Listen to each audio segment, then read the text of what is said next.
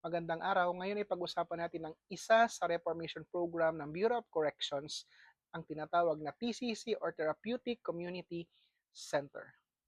Ang TCC or Therapeutic Community Center ay isang mahalagang bahagi ng reformation program ng Bureau of Corrections na nasa ilalim ng Republic Act 10575 o ang tinatawag nating Bucor Modernization Act.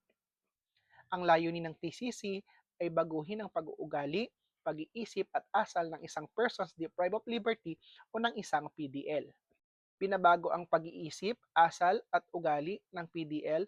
Ang mga pagbabagong ito ay isa sa layunin ng TCC upang maging handa siya sa kanyang paglabas sa isang malayang lipunan.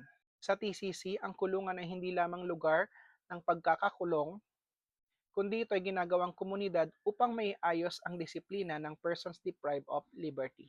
Dito, sa TCC, ang mga PDL ay dumadaan sa mga structured therapeutic activities tulad ng group session, peer groups, support values formation, at nagkakaroon din sila ng mga self-reflection. Ang prinsipyo ng TCC, ang komunidad mismo ang nagiging sentro ng pagbabago ng PDL.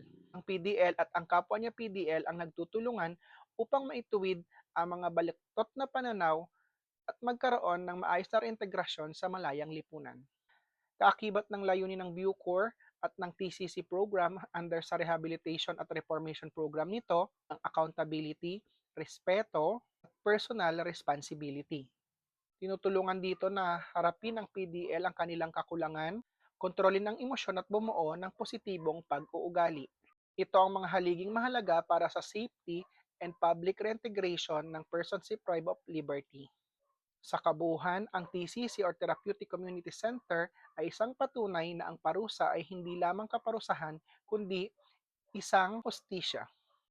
Sa kabuuan, ang TCC ay isang patunay na ang tunay na hustisya ay hindi kaparusahan kundi isang pagbabago. Sa ilalim ng Republic Act 10575, pinapalakas ng Bucor ang Reformation Program upang ang bawat PDL ay magkaroon ng pagkakataong magbago, maghilom at maging kapaki-pakinabang sa malayang lipunan. Ako si 124, hindi ako vlogger, hindi ako influencer, ako ay certified kupal. Ang kupal na magbibigay ng maraming impormasyon araw-araw, pwedeng pahalagahan at pwede niyong kupalin.